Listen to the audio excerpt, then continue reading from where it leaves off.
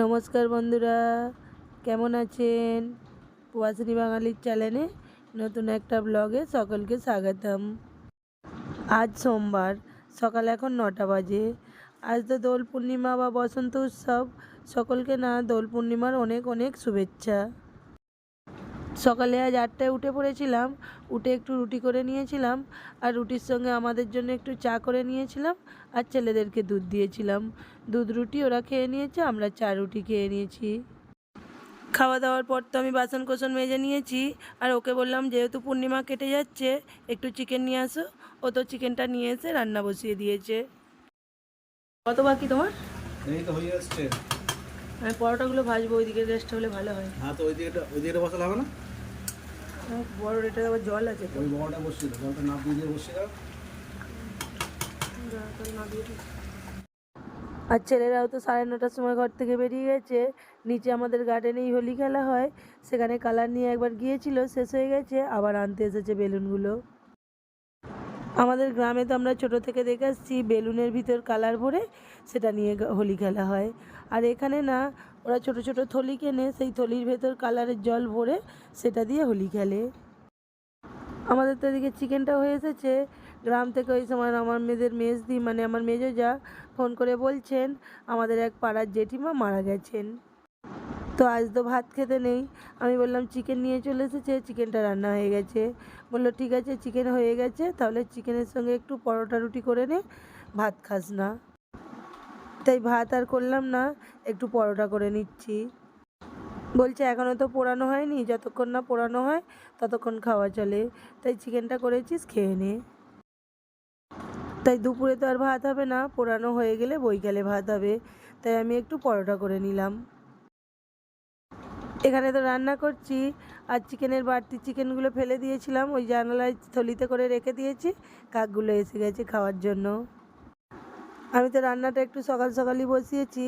প্রত্যেক বছরই না আমাদের গার্ডেনে সব বৌদিরা মিলে দোল খেলা হয়, তাই ওখানে যাব বলে 9টা 9:30টার দিক করেই রান্নাটা বসিয়ে দিয়েছিলাম। এখন তো 11টা বাজে, আমাদের রান্নাগুলো তো কমপ্লিট হয়ে গেছে। আমি তো রান্না বান্না করে বাসন কোসন ধুয়ে জানালা দিয়ে দেখি না সবাই হোলি খেলছে। এটা আমাদের বিল্ডিংয়ের সব ছেলেপুলেগুলো হোলি খেলছে, আর ওই দিকটা পাশের বিল্ডিংটা, ওটা নীল বিল্ডিং, ওখানেও কিছু ছেলেরা হোলি খেলছে। এখন তো টাইম হয়নি, একটু বেলা করে সবাই হোলিটা খেলে এখানে। হ্যাপি হোলি। রান্নাবান্নাটা তো হয়ে গেছে, হয়ে তো বসেই ছিলাম, নিচে থেকেও সব বৌদিরা ডাকছে। সেই সময় অর্পিতারা এলো। অর্পিতারা তো বলেছিল ঠিক নেই, ও তো ওর জায়ের বাড়ি নেমন্তন্ন আছে এসেছে, ওখান থেকে ওর যা আর ওরা দুজনরা মিলে এসেছে। হ্যাপি হোলি। আর আমার নিচের দাদা পঙ্কজ দাও রং মাখাতে এসেছে।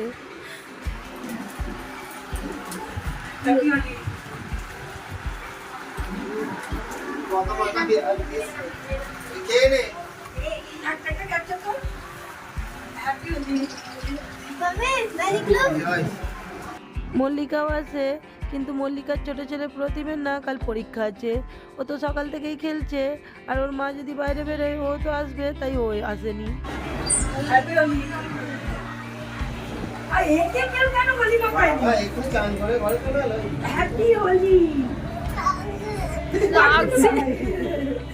লাগছে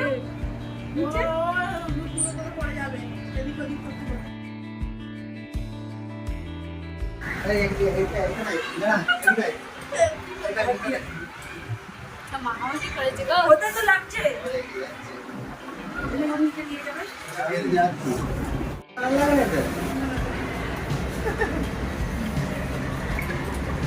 যেটুকু কাছে বস যেটুকু কাছে বস, আমিও বসছি। কি করে ও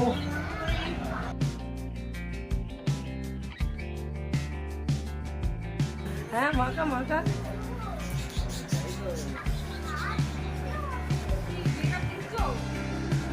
আলাদা খাবো।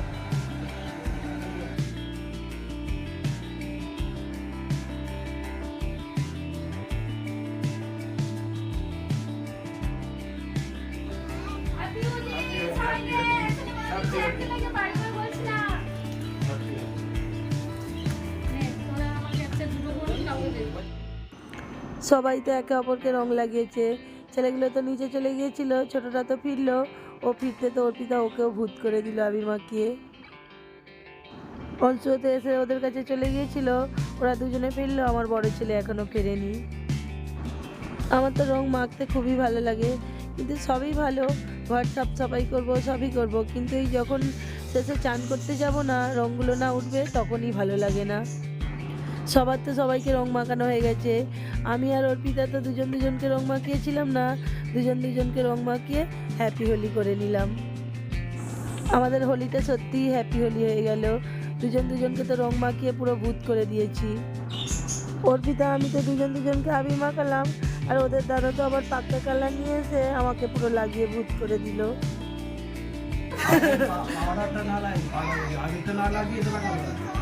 ফেসিয়াল করে দিচ্ছে দাদা, একদম দাদাকে লাগাও। আর দেখো অর্পিতাদের দাদা তো সবাইকে পাক্কা কালার মাখিয়ে পুরো ভূত করে দিল। এখানে চুমকিও আবার ওদের দাদাকে মাখিয়ে পুরো ভূত করে দিল। অর্পিতাদের দাদাকে তো এখনো কেউ পাক্কা কালারটা লাগালাম না, আমিও খাবারটা পারবো। আর আমার মিস্টারও কিচেনে কি বানাচ্ছে, বললো দাঁড়াও আমি বানিয়ে নিই, তারপর দাদাকে মাখাবো। দুটো ছেলেই তো এখন ফিরেছে, ওদেরকে বলছে আঙ্কেল আন্টির পায়ে একটু আবির দিয়ে সবাইকে নোনো করে নাও। ছেলেরা তো প্রত্যেক বছরই এরকমভাবে আবির দিয়ে প্রণাম করে, কিন্তু আবার ভুলেও যায়, তাই ওদেরকে আবার এখনও না শিখিয়ে দিতে হয়। ঘরটায় তো আবিরে ভর্তি হয়ে গেছে, অর্পিতাদের দাদা তো দুবার পোঁছা লাগানো হয়ে গেছে। দাদাকে বলছি এখন পোঁছা লাগাতে হবে না, আবার তো খেলা হবে, আমি নিচে থেকে খেলে আসি, তারপর একবারে ঘর সাফ সাফাই করবো। আমি তো এত বছর এসেছি, ঘরের ভিতরে এরকমভাবেই আমরা হোলি খেলি, কারণ বিল্ডিংটাতে তো এত লোক থাকে, বাইরেটায় খেললে কে কোথায় একটা কথা বলবে, তাই ঘরের ভিতর খেলে সাফ সাফাই করে নিই।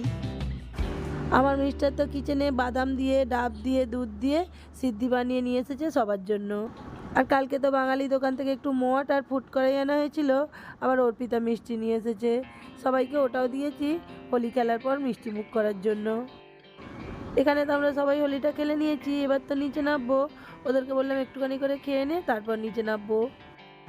নিচে থেকে তো অনামিকা, মমি, শ্রুতি ওরা সব আমার ছেলেদেরকে দিয়ে ডাকতে পাঠাচ্ছে যে বল মাম্মিকে তাড়াতাড়ি আসতে। আরও তো সব ভাবিরাও অপেক্ষা করছে, আমার তো আসতে একটু লেটই হয়ে গেল। আর এখানে তো প্রতিম চান করে ঘরে বসে আছে, সেই সকালে তো 7টার সময় নেমে পড়েছিল, তাই ওর মা আর বেরোতে দেয়নি, কাল তো এক্সাম আছে। হ্যাপি হোলি। হ্যাপি হোলি। দাঁড়াও, আমি কখন থেকে তোমারই ওয়েট করছি। আমার লেট হয়ে গেছে ঠিকই, কিন্তু ওরা সবাই আমার জন্য অপেক্ষা করছে। আমি তো আসতেই শ্রুতি বলছি আন্টি তোমার এত লেট হলো কেন, আমরা তো তোমার জন্যই অপেক্ষা করছি। প্রথমে শ্রুতিকেই রং লাগিয়ে দিই, লাগিয়ে একটু ভূত করে দিই। আর এটা তো আমাদের সুক্তি অনামিকা, একে চিনতে পারছেন? আর এত ভিতরে দেখুন, একটু রং মাখাবো তাতেও ভয় করছে দেখুন। অথচ কাল রাত্রির থেকে রং নিয়ে এসেছিল রং মাখবে বলে, কাল রাত্রি হয়ে গেছে বলে রং মাখাটা হয়নি। আবার আজ সকাল থেকেই ফোন করছে আন্টি কখন যাবে। আর ভাইদের দিয়েও 2-3 বার ডাকতে পাঠিয়েছে, অথচ যেই রং মাখাতে এসেছি ভয় পাচ্ছে। আর এটা তো মল্লিকার বড় ছেলে প্রেম, ওকে তো আমি প্রথমে চিনতেই পারছিলাম না, এত রং মেখেছে পুরো ভূত হয়ে আছে। অর্পিতা তো আমাদের বিল্ডিংয়ে প্রায় আসে, আর ও মোটামুটি সবাইকে চেনে, তাই ও সবার সঙ্গে একটু রং খেলে নিচ্ছে। এটা তো আমার নিচের ঘরের ভাবি, ভাবিতে এসে বলছে কোথায় ছিল, আমি তো এতক্ষণ ওটাই ভাবছি ভাবি কেন এখনো আসেনি। এখানে তো আমরা সব বউগুলো মিলে হ্যাপি হোলি বলছি, আমি তো মিউজিকটা দিতে পারলাম না, কারণ পিছনেই না বক্স চলছে। আমার তো বেরোতে বেরোতে অনেকটা লেট হয়ে গেছে, অনেক ভাবিরা তো সব চলেও গেছে, আর আমরা কিছু জন আছি সবাই মিলে একটু নিজের মতো করে এনজয় করে নিচ্ছি। হাতের মধ্যে তো সবাই আবির নিয়ে নিয়েছি, নিয়ে একটু হ্যাপি হোলি করে নেব।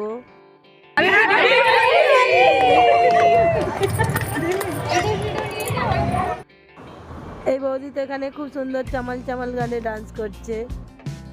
বৌদি তো সব কিছুতে না খুব সুন্দর মজা করে, এরকমটাই ভালো। একটাই তো জীবন, এই জীবনটা তো আর ফিরে আসবে না, এই জীবনে সব কিছুই করে নেওয়া উচিত। আমাদেরকেও তো সবাইকে টেনে টেনে নিয়ে যাচ্ছে, চলো ডান্স করবে। আমাকে তো ডান্স করতে আসে না, তবু ওদের সঙ্গে গেলাম সাথ দেওয়ার জন্য। এখানে এই আন্টি তো কালার নিয়ে হাতে দাঁড়িয়েছিল, কেউ ওনাকে রং লাগায়নি সেরকমভাবে। আমি জিজ্ঞাসা করছি, আন্টি আপনাকে একটু রং লাগাবো? বলছে লাগাও। তো আন্টিকে তো ভালো করে একদম মুখটায় রং লাগিয়ে দিলাম। আন্টিরও হয়তো খুব ভালো লাগছে, কারণ সবাই তো রং মেখেছে, আর আজকের দিনে এরকমভাবে নিচে এসে মুখটা ফাঁকা নিয়ে গেলে ভালো লাগে। আমাদের এখানে তো বক্স চালিয়ে দিয়েছে, আবার তার সঙ্গে ওই যে পাইপটা লাগিয়ে দিয়েছে, ওতে ফুটো করে দিয়েছে, ফোয়ারার মতো উপর থেকে জল পড়ছে, আর ফোয়ারার নিচে সবাই ডান্স করছে। আমরা না প্রত্যেক বছর এরকমভাবে খুব মজা করি। তাও তো এবছর মল্লিকা আসেনি, আর তার সঙ্গে আমার নিচে না আরেক ভাবি থাকতো, সেই ভাবি তো আমাদের বিল্ডিং ছেড়ে অন্য বিল্ডিংয়ে চলে গেছে, ওই ভাবিও আসেনি। ভাবি কিন্তু অন্য বিল্ডিংয়ে চলে গেলেও আসতো, কিন্তু ভাবির না শ্বশুরমশাই মারা গেছেন, তাই ভাবি আসতে পারেনি। আর ওই ভাবি এলে না আরও বেশি মজা আসতো। এখানে তো সবাই খুব মজা করছে, আমার ছেলেদের মতো ছোট ছোট ছেলেরা, ওদের বড় বড় ভাইয়ারা, ওদের আঙ্কেলরা, সবাই মজা করছে। আর আমাদের এই ভাবিগুলো তো ওদেরকে ডান্স করতে আসে, আমাকে তো আসে না, তবুও সবাই মিলে জোর জবরদস্তি টেনে নিয়ে যাচ্ছে। আর অনামিকা শ্রুতি ওরা তো ডান্স করতে পারে, তবুও একারে যাবে না। আন্টি তুমি চলো, তাহলে আমরা যাব। ওদেরকে বলছি তোমরা ইয়ং মেয়ে, তোমরা করো না, তোমাদেরকে তো ডান্স করতে আসে না। আন্টি তুমি ডান্স করতে নাও পারো, আমাদের সঙ্গে ওখানে গিয়ে দাঁড়াও। এটা তো ওদের ভালোবাসা, তাই ওদের সঙ্গে গিয়ে দাঁড়ালাম। অনামিকা তো এমনিতেই সব সময় ওর মাম্মিকেও বলে আর আমাকেও বলে, তোমাদেরকে ডান্স করতে কেন আসে না, তোমরা ডান্স করো না। তাই আজ আমাকে হয়তো ওই জন্যই জোর করে টেনে নিয়ে গেল। আমরা তো প্রত্যেক বছর আমাদের বিল্ডিংয়ে এরকমভাবে হোলি খেলে মজা করি। আমার তো হোলিটা খুব ভালো কাটলো। আপনাদের কেমন হোলি কাটলো সেটা কমেন্ট করে জানাবেন। মল্লিকাকে বললাম তুই তো বাইরে বেরোসনি, আয় জানালায় আয়, তোকে একটু কালার লাগিয়ে দিই। আর এই ভাবিও তো মল্লিকার পাশের ঘরে, ভাবিও তো আমাদের সঙ্গে প্রত্যেক বছর হোলি খেলে। ভাবিরও ঘরে মেহমান এসেছে, তাই বেরোয়নি। আমি যাওয়ার সময় বললাম ভাবি বাইরে বেরো, তোমাকে একটু কালার লাগিয়ে দিই। ভাইয়াকেও তো কালার লাগালাম, কিন্তু ভাইয়া ঘরের ভিতর ঢুকে গেছে, ওখানটা তো আর ভিডিও করা হয়নি। অর্পিতা তো আবার ভাবিকে পাক্কা কালার লাগানোর জন্য কালার নিয়েছে, ভাবিকে একটু পাক্কা কালারও লাগিয়ে দিল। ভাবির তো ফর্সা ফর্সা গালগুলো খুব সুন্দর লাগছে। ওপরেতে এলাম, অনেকটা তো লেট হয়ে গেছে, 12:30 বাজতে যাচ্ছে। অর্পিতা তো ওর জায়ের বাড়ি যাবে, তাই ওরা বাড়ি বেরিয়ে পড়েছে। আর আমাকেও তো ঘর সাফ সাফাই করতে হবে, তার সঙ্গে নিজেরা যে কালার মেখেছি ওটাও সাফ করতে হবে। চলুন আজকের ব্লগটা আমি এখানেই শেষ করছি, আবার দেখা হবে নতুন একটা ব্লগে। সকলে ভালো থাকবেন, সুস্থ থাকবেন, সাবধানে থাকবেন।